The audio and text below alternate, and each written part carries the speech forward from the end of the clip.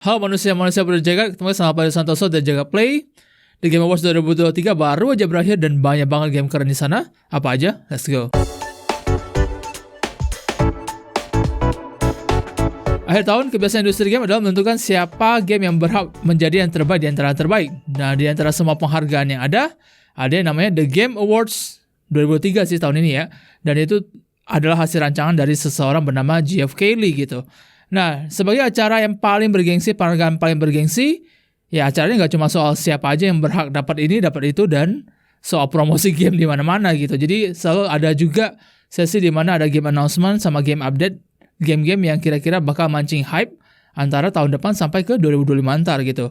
Dan sepertinya bisa diprediksi, terlepas dari kemenangan Baldur's Gate 3 yang sepertinya membuat beberapa pihak kecewa juga, ya tahun ini juga announcement-nya juga lumayan banyak dan banyak yang menarik, banyak yang mengejutkan juga gitu. Nah, untuk memilih semuanya kita obrolin di sini nggak mungkin. Jadi dengan pendapat pribadi, ingat, dengan pendapat pribadi, gue memilih 5 buah game yang menurut gue paling menarik yang muncul di announcement The Game Awards 2023 tahun ini gitu. Let's go. Dan di nomor 5, gue tidak bisa hilang dari rasa takjub gue sama apa yang dipresentasiin di sini, yaitu adalah game terbaru RPG-nya Atlus dan Studio Zero, namanya Metaphor ReFantazio. Nggak bisa disusah lagi namanya, memang harus begini namanya. Ya sudah, gue terima. Tidak bisa Persona aja gini. Memang ketika ini bukan pertama kalinya game ini muncul ke permukaan. Ini sudah mungkin trailer yang kedua. Nah, di trailer pertama memang menyimpan banyak misteri, banyak hal yang mengundang tanda tanya lah. Dan akhirnya di trailer kedua ini juga sama saja, tidak ada jawabannya. Masih banyak tanda tanya. Tapi bagi kita masih ketemu sama beberapa hal baru di sisi gameplay dan visual. Dan akhirnya juga konfirmasi kalau misalnya nilai-nilai estetika khas Atlus dan Studio Zero. Studio Zero ini game pertama mereka, cuman ya isinya adalah kawakan orang Persona di masa lalu. Dan gue bisa bilang kalau nilai estetika gamenya dari desain user interface, dari desain karakter, dari cuma masalah jabat tangan buat hubungan sosial aja tuh dibuat sedramatis dan seindah segitunya gitu sampai gue sendiri takjub gitu. Dan pertama kali juga lo bisa lihat sama musiknya juga, musik yang benar-benar fantasi habis. Dan so far juga secara JRPG gameplaynya juga terlihatnya menarik gitu. Nah, memang ada misteri kira-kira sebenarnya si Metaphor ReFantazio ini sebenarnya apaan gitu. Cuman ya sebenarnya memang jelas kalau memang ada unsur persona yang cukup kuat di sini. Yang beda cuma settingnya sekarang yang nggak sekolah, sekarang ada setting fantasi di mana ini ada dunia yang absurd, dunia yang berbeda dengan apa yang kita kenal dari seri Persona selama ini. Tapi kalau misalnya lu lihat sendiri, lu bisa lihat kalau dia masih tetap pakai fitur panggil monster, terus juga ada magic yang khas Persona, dan lu juga bisa kayaknya harus bisa manfaatin kelemahan musuh juga buat mencapai kemenangan dengan lebih mudah gitu. Nah, yang bikin penasaran tentu saja dunianya sendiri. Kayaknya gue juga penasaran kira-kira dunia kok gimana sampai ada monster raksasa yang harus lu tunggangi supaya lu bisa bergerak. Terus juga kira-kira hubungan sosialnya kayak gimana, apakah akan ada intrik politik. Terus juga kira-kira monster yang bisa lu tangkap, bisa lu kuasain tuh kayak gimana, dan hubungannya sama Persona itu kayak gimana gitu. Jadi ya so far gue bisa bilang kalau bagi penggemar JRPG, terutama lu yang suka sama game-gamenya Atlus, apalagi yang Persona 3 sampai Persona 5, ya walaupun tidak ada Persona 6 di announcement TGA tahun ini, tapi gue rasa apa yang dipamerin sama Metaphor ReFantazio ini cukup memuaskan gitu. Paling enggak ya di 2024 ya paling kita bisa panggil monster buat berantem lah gitu. Kira-kira demikian. Di nomor 5 adalah Metaphor ReFantazio. Nama yang sulit memang. Nah, di nomor 4 gue memilih sesuatu yang mungkin agak kontroversial karena tidak ada gameplay sama sekali. Cukup dengan teaser doang, tapi lumayan bikin gue excited. Ini adalah project terbarunya si Ikumi Nakamura dari studio Unseen, namanya adalah Kemuri. Nah, apa yang membuat gue excited? Karena kalau misalnya lu gak terlalu familiar, Ikumi Nakamura ini adalah sosok yang pernah muncul di E3 beberapa tahun yang lalu. Dengan bahasa Inggris yang terbatas, dia mewakili Tango Gameworks dan Bethesda buat announce yang namanya Ghostwire Tokyo gitu. Dan ketika dia muncul, keriangannya itu membawa atmosfer yang begitu kuatnya sampai dia berubah jadi meme tersendiri gitu. Tapi sayangnya dia datang berita buruk dari dia bahwa alih-alih dia meneruskan Ghostwire Tokyo, dia keluar dari Tango Gameworks dan Bethesda tanpa alasan yang jelas. Untungnya karirnya nggak mati, dia bikin studio baru bersama dengan talenta-talenta global yang lain bernama Unseen gitu. Jadi studio miliknya sendiri, studio indie namanya Unseen. Nah, kita sudah lihat kira-kira selama proses dia membangun studio, kita tahu latar belakangnya, dia share video YouTube, bahkan kantor barunya kayak gimana. Dan finally dia akhirnya announce game perdananya namanya Kemuri via sebuah teaser gitu. Nah, memang tidak banyak hal yang bisa ditangkap dari teaser ini, tapi buat orang yang udah pernah main Ghostwire Tokyo, kayaknya lu masih jelas bisa melihat kalau Ikumi Nakamura ini masih belum move on dari Ghostwire Tokyo. Kita masih bisa lihat kalau misalnya game ini, si Kemura ini akan ngambil setting urban Tokyo lagi, dan lu akan berantem melawan makhluk-makhluk setannya Jepang, alias yokai yang kayaknya bentuknya juga beragam gitu. Tidak ada action, tidak ada apapun, kita cuma bisa menebak kira-kira gameplaynya kayak gimana, kan ada beberapa playable karakter terlihat, dan ada begitu banyak jenis yokai yang harus lu bunuh. Konfirmasi sementara cuma ada soal cerita, jadi ya memang lu berperan sebagai yokai hunter. Si Ikumi Nakamura saya nggak ngomong kira-kira apakah ini akan multiplayer base atau single player base, apakah dia akan action pure, ataukah apakah dia akan RPG base juga, atau akan dia first person, ataukah dia third person. Jadi masih banyak informasi yang belum dibagikan. Tapi melihat teaser perdananya dengan artwork seperti itu, dengan palet warna dan pilihan animasi gerak yang begitu halus, dengan pedang sebagai senjata karakter utamanya, gue rasa agak sulit untuk tidak berharap dan bermimpi kalau ini adalah Ghostwire Tokyo yang versi yang sebenarnya, versi yang lebih sempurna, lebih lengkap, lebih seru, dan semoga lebih ketat juga gitu. Jadi ya memang teaser doang, tapi gue percaya pada Ikumi Nakamura dan timnya Seanshin. Jadi ya nomor 4 Kemuri.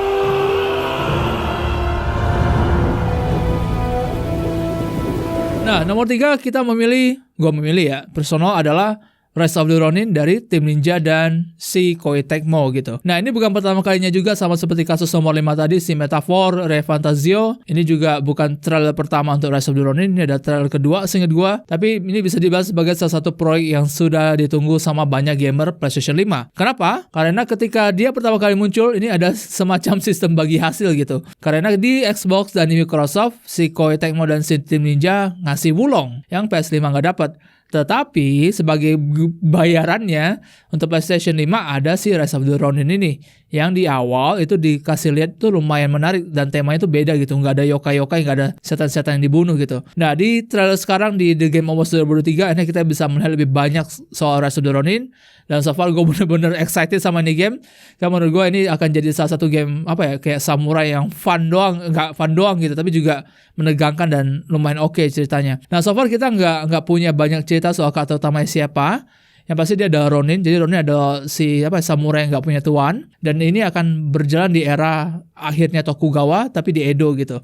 Nah, lu akan ketemu sama banyak bukan anggota ya, tapi banyak karakter ikonik Jepang sejarah di kala itu, dan katanya beberapa bahkan sudah dipamerkan di trailer. So far kita bisa lihat kalau konsepnya memang sedikit dunianya terbuka open world, tapi lu punya opsi untuk bertarung dengan samurai atau senjata api, dan lu juga bisa ngakuin stealth dengan pakai grappling hook, atau bahkan ketika lu melompat dari udara dan pakai gliding, dia punya glider di zaman Edo. Oke, ini berarti tidak berpijak pada akurasi sejarah, tapi paling enggak kita bisa ketemu sama gameplay yang fun. Nah, gue nggak tahu apakah sistem pertarungan pedangnya akan terjadi seperti Ghost of Tsushima, ataukah akan seperti Nioh misalnya kayak game Souls-like yang benar-benar sulit sampai lu harus kayak menguasai sistem parry-nya atau segala macam. Kita masih belum tahu, tapi kita bisa lihat di beberapa scene gameplay ada pertarungan 1 lawan 1 dan terlihat sesuatu seperti Sekiro dan Nioh gitu. Dan gue harap sih semoga ini tidak berujung jadi Nioh gitu. Jadi gue harap bisa lebih mudah, lebih action nih, jadi lebih bisa diakses sama lebih banyak gamer PS5 supaya mereka bisa memahami daya tarik Rise of the Ronin ini. Ya, so far ya dari apa yang mereka pamerkan, gue bisa bilang kalau mereka pantas di nomor 3 untuk pilihan kali ini. Nomor 2, ya bapak yang satu ini gitu, tidak ada yang lain. Ya seperti biasa gue nggak ngerti apa hubungan sebaik apa hubungan pertemanan antara Geoff Keighley sama si Hideo Kojima. Tapi gue harus mengakui, bahkan sebagai fansnya Kojima, terkadang nih acara menjadi acara showcase-nya Kojima doang gitu. Dia doang yang dapat highlight yang panjang dan seru gitu.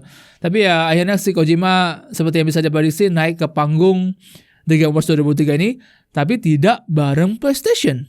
Kali ini bareng Xbox gitu. Jadi ini bukanlah project baru sebenarnya, karena si Kojima sempat udah umumin kalau dia punya project bareng Xbox Game Studio, dan ini adalah reveal pertamanya. Nah, untuk lu yang agak bingung kok bisa dia sama Xbox, karena memang sejak awal terlepas dari fakta kalau waktu dia keluar dari Konami, Kojima dapat project pertama dari Sony, dia tidak pernah jadi studio first party. Dia selalu studio indie, dan dia boleh ngambil studio, ngambil job pihak ketiga lah pokoknya.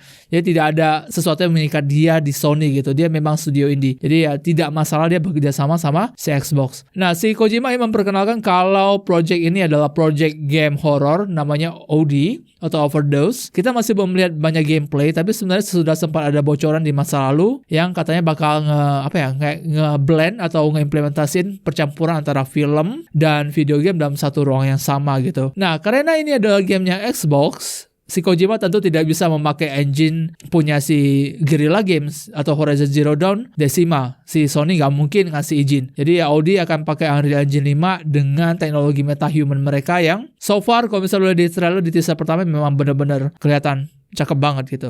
Nah, untuk membuatnya bahkan lebih excited lagi, di luar sekali lagi si Kojima memang senang ngomong kalau gue akan menabrak medium dan melahirkan sesuatu yang tidak pernah ada sebelumnya gitu. Dia sudah mengatakan itu, sudah dilakukan di Audi. Tapi yang paling excited adalah dia akhirnya berhasil ngerekrut lebih banyak talenta gede Hollywood. Tadi ada si Jordan Peele, akhirnya dia masuk ke dalam situasi ini, di dalam project ini. Kita nggak tahu perannya kayak gimana, tapi ya kita tahu kalau si Jordan Peele memang sutradara film horor yang oke banget di beberapa proyek terakhir. Dan si Kojima juga sesumbar kalau dia bilang kalau ini Jordan Peele itu bukan satu-satunya yang terlibat dalam proyek ini, masih lebih banyak sinias Hollywood lagi yang bahkan dia berani sebut sebagai Avengers gitu. Well, seperti biasa kita nggak tahu apakah ini omong kosong atau enggak, apakah ini sekedar pamer atau enggak, tapi ya sekali lagi panggungnya si The Game Awards jadi panggungnya Kojima dan gue lumayan excited kira-kira OD bakal jadi kayak apa gitu dengan visual yang katanya bakal ditenagai juga sama cloud computingnya si Microsoft gitu. Jadi ya, mari kita lihat. Nomor 2, Audi.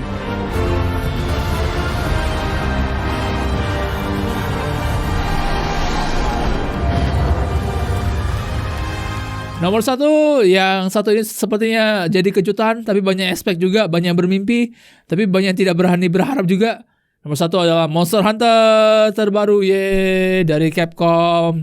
Namanya adalah Monster Hunter Wilds kali ini. Satu yang menarik dari Monster Hunter Wilds adalah terlepas dari namanya, dia mempunyai mempunyai singkatan yang sama dengan Monster Hunter World. Jadi ya lo tetap manggil ini project terbaru sebagai MHW, Monster Hunter Wilds dan Monster Hunter World gitu. Nah, kita nggak tahu seperti apa so far gameplaynya, tapi paling nggak si Tsujimoto alias si produsernya udah confirm kalau ini akan jadi project di mana mereka akan nge-push banget detail soal ekosistem dunia yang lu kunjungin dan detail soal monster yang akan lu buru itu sendiri.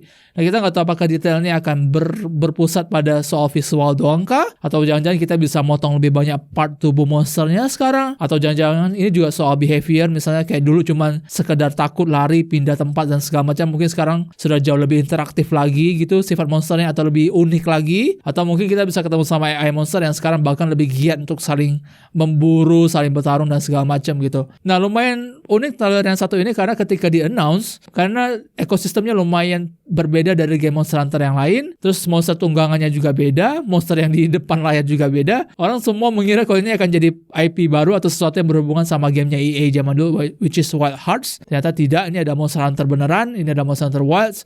Dan ini akan jadi game Monster Hunter pertama di mana pengembangannya akan difokuskan pada konsol generasi terkini, yaitu PS5, Xbox Series, dan PC gitu. Jadi ya, gue sangat-sangat excited sama ini project. Sebagai gamer yang menikmati Monster Hunter World, semoga mekaniknya kembali ke World, kembali ke mekanik yang berat. Semoga multiplayernya fun, semoga komunitasnya tetap aktif sampai ini game keluar di 2025. Berantem sama GTA 6, dia tidak takut saudara-saudara.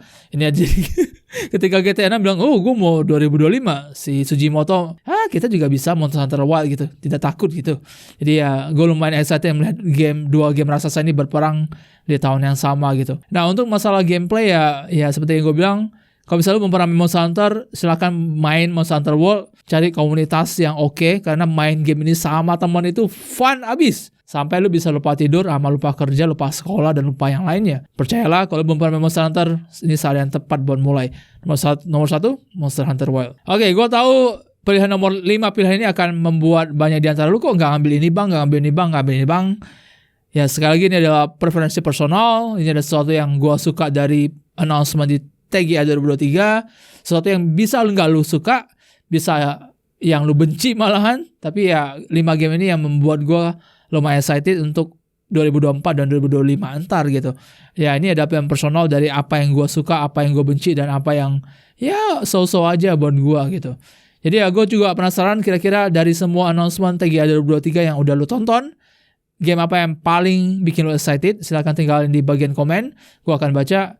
Ya kita bisa komparasi selera mungkin. Kira-kira selera lu ada di mana gitu. Kira-kira demikian. Oke guys, pada Santoso, jaga play, see you on the next video. Bye-bye, dadah.